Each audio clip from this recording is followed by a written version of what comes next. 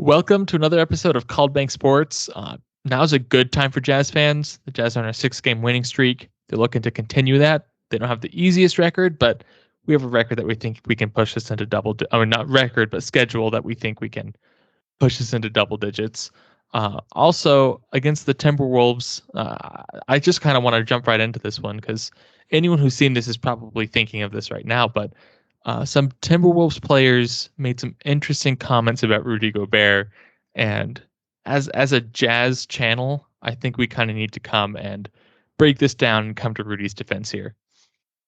I mean, personally, I would always rather have Rudy playing defense, but we can help a guy out and give him some defense right now. Come to his defense. No, I totally agree with you. Anthony Edwards and Patrick Beverly were just blowing smoke in the post game.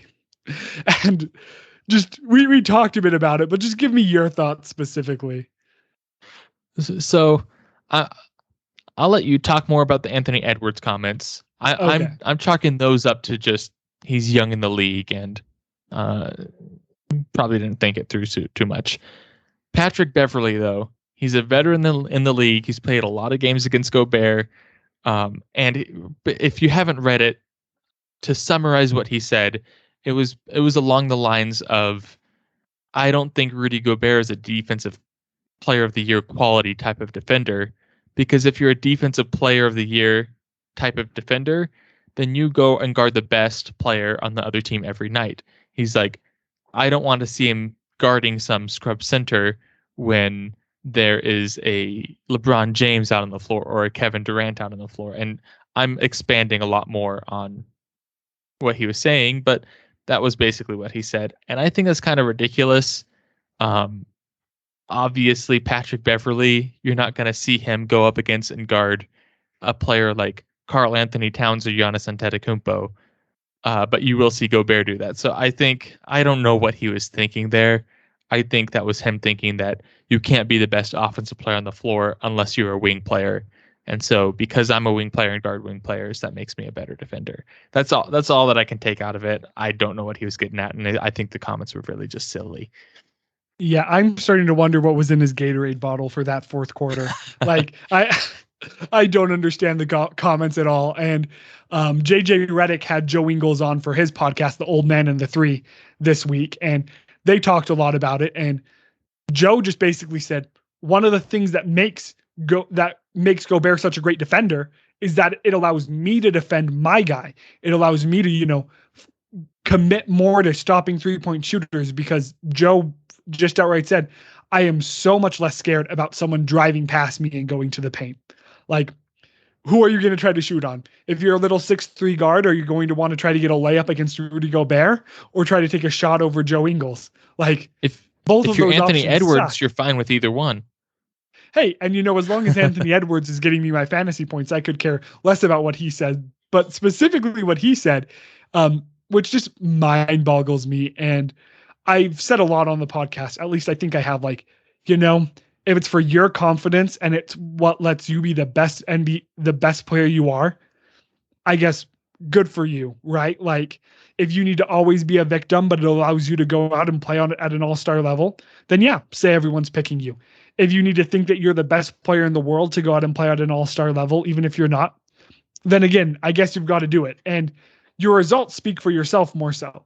But what Edwards specifically said was basically, I don't know why we shoot so poorly against him. He's not that good. Like, pause for dramatic effect. I don't know why we can't make our shots against someone people say is the best defensive player in the league. He's not the defensive player, and he's not the best defensive player in the league. Then make your shots against him. Like, he's the best defender in the league, bar none. And yeah, a lot of that is, short guys trying to go over top of him. Oh, okay. But we acknowledge Rudy Gobert's shortcomings if Steph Curry takes advantage of him on the perimeter, because that's where Steph Curry's going to be best. And Steph Curry's not best in the paint. So frankly, I just feel like Edwards made a comment that literally made no sense to me. But overall, the Jazz know that Gobert is one of the best defenders in the league and the best defensive center. If you watch the end of the Cleveland Cavaliers game, he had an amazing defensive stretch there. Gobert's just going to go out. And frankly, the reason why he was such a non-impact in the Timberwolves game is because Karl Anthony Towns never went into the paint to attack Gobert, which shows that Karl Anthony Towns thinks he thinks Gobert's an amazing defender. And I just find that hilarious because Anthony Edwards and Patrick Beverly are great players.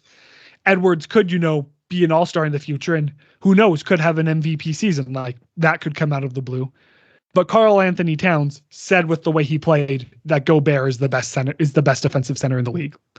And Karl Anthony Towns didn't make any comments in postgame. So I want to know what that locker room was like afterwards. I wish I could have been a fly on the wall there. Well, and sometimes your impact on the game isn't shown by what you do, but by what the other team doesn't do because you're on the floor. And so if Karl Anthony Towns is one of the best 3-point shooting centers ever, but you would still much rather him be in the post and do his thing down there. And if you're taking that whole aspect of Karl Anthony Towns' game away from him to the point that he's not even going to try it, that makes the Timberwolves offense a lot less. There's way fewer options there. And Karl Anthony Towns, who's their best player, is now relegated to a corner 3-point shooter on offense. And that takes their best player away for the most part of his game, which is huge. Yeah. And Cat did do a good job against Bogdanovich, which is who was defending him. But the thing is, Cat isn't an elite enough player for you to be concerned with Bojan guarding him the whole game. And to be fair, the Timberwolves were missing D'Angelo Russell. So maybe the way that the Jazz approached it would have been worse had D'Angelo Russell been able to play. But I don't think that's the case. Like, yeah, the Wolves did a good job staying up to pace in the first half. But that second half was just a thing of beauty. Like, the Jazz just broke out for Timberwolves fans. 3-point shooting. Yeah, you're right. But I mean, is there really such thing as a Timberwolves fan? I feel like that's just someone who's lived in Minnesota long enough to feel the pain and suffering with no benefits. It seems like a rough.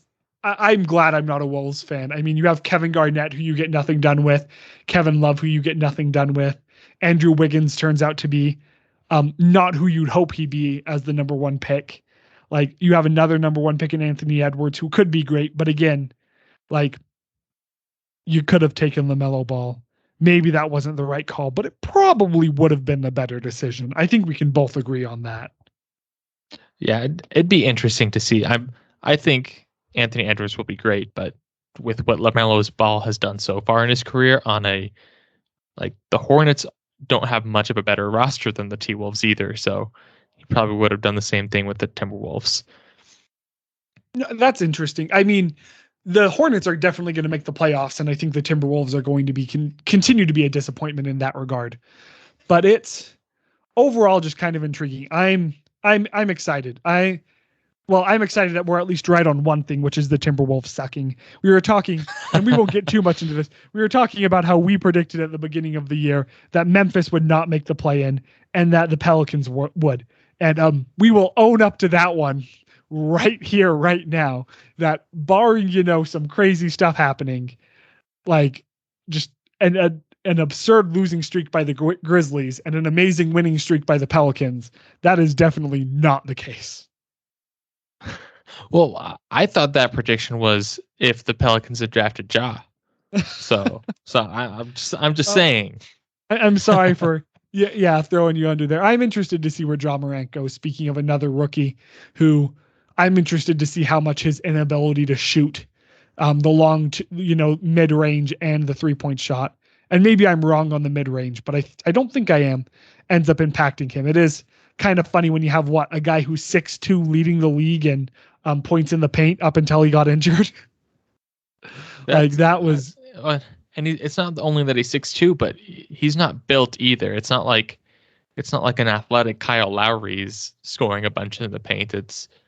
He's a skinny 6'2". He's going up and dunking. Yeah. He's not scared. No, he's not, and it is crazy to see. But the one thing that I did want to get to, I'm just talking about where the Jazz have been as of late.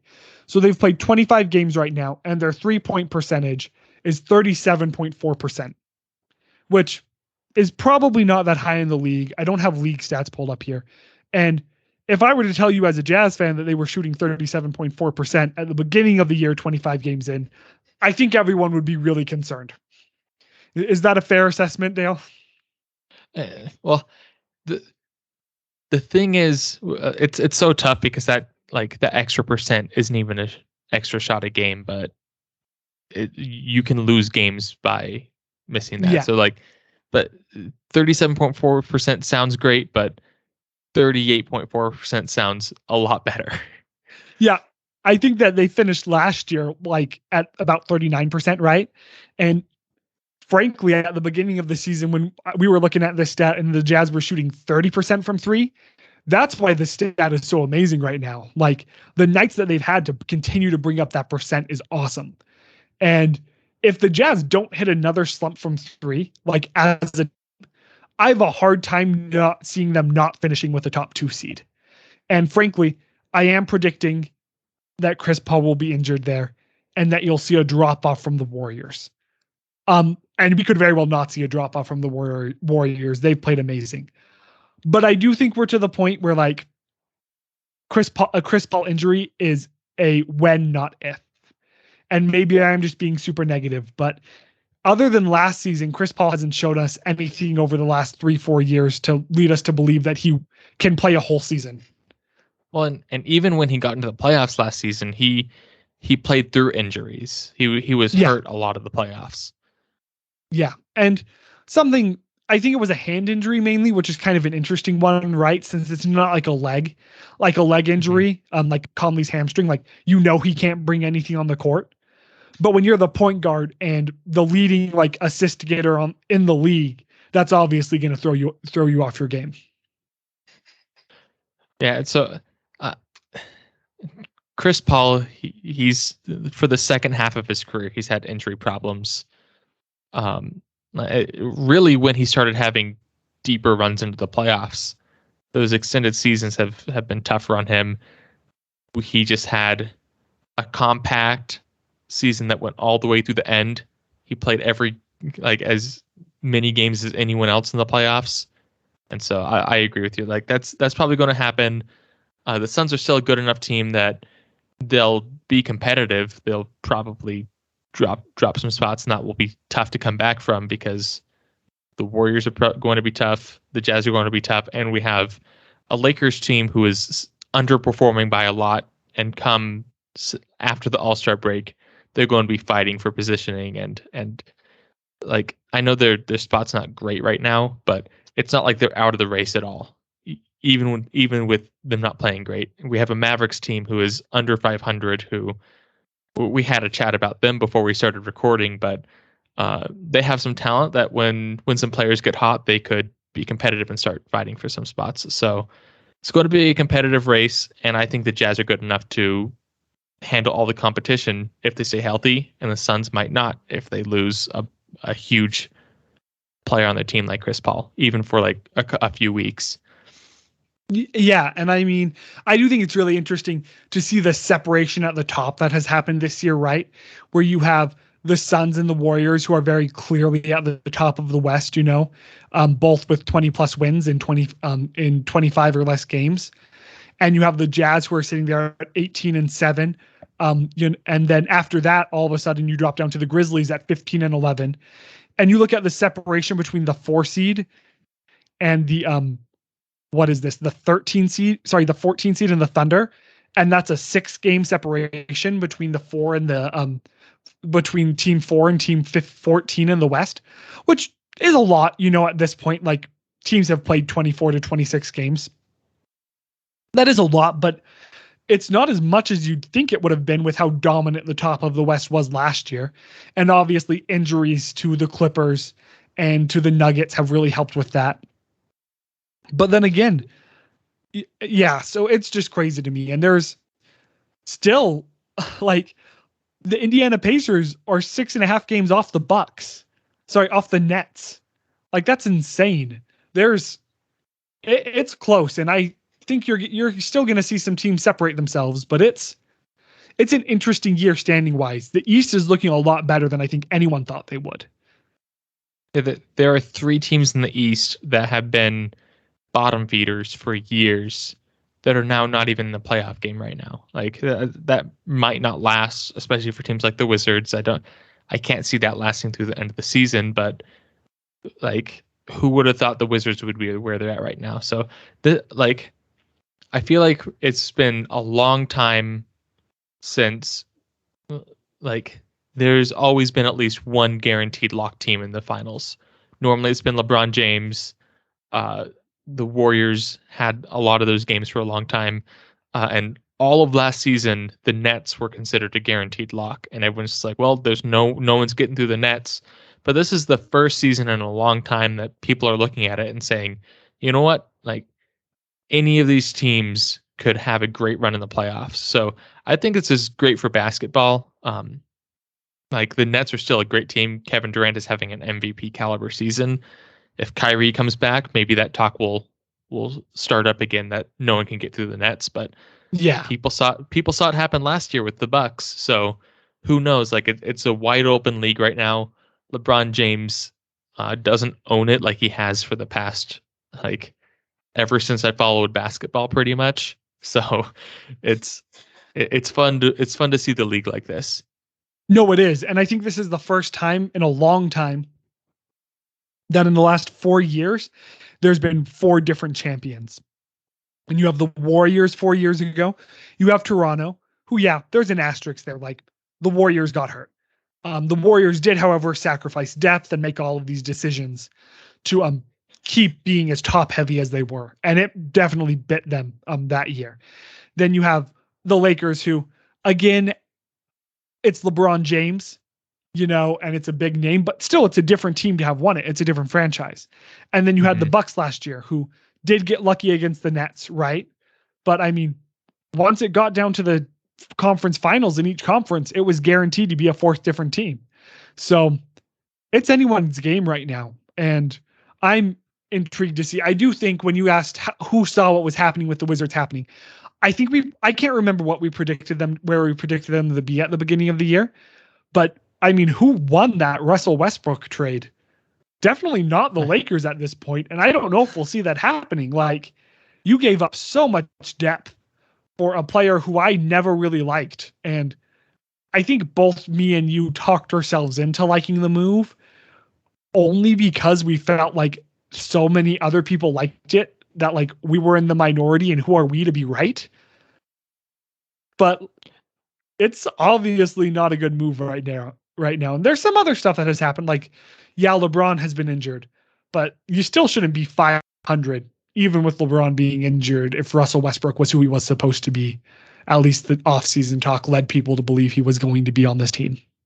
Yeah, and not to spend too much time on the Lakers, but I kind of saw the trade, and I was kind of imagining, what if we're getting 2014 LeBron, 2014 Russell Westbrook, Anthony Davis from a couple of years ago, like, and even though like I think everyone knew Westbrook and LeBron wasn't a good fit, but if you had 2014 Westbrook and 2014 LeBron, the fit doesn't matter. They would have both been too good, but we haven't seen anywhere close, and it was unrealistic to think that ever. But I think just the number of stars: Anthony Davis, Carmelo Anthony, LeBron James, Russell Westbrook, like the number of stars kind of got people thinking, oh, what if?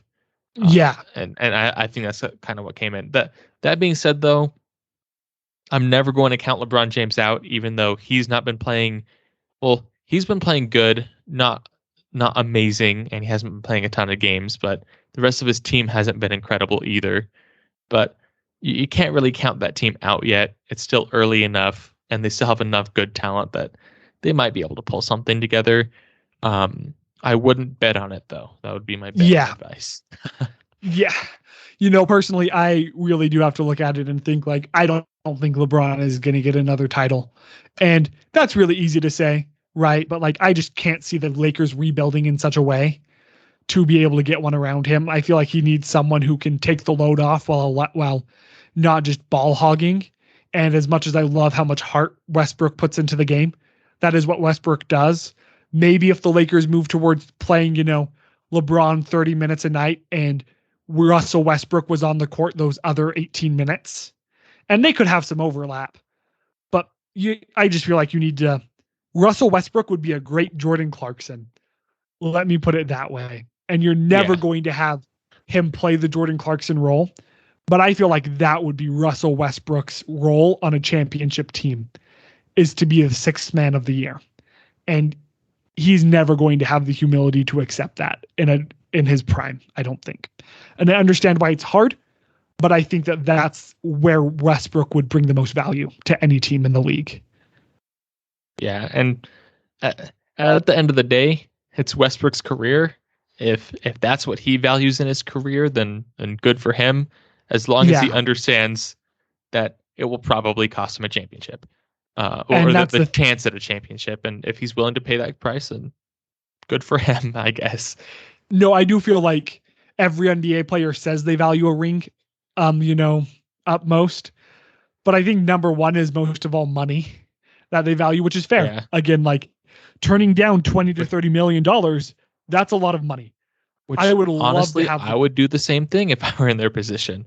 It's like $5 million for a ring or $25 million for no ring. That's a lot of money. It is a lot of money, right? And so I just think it's interesting.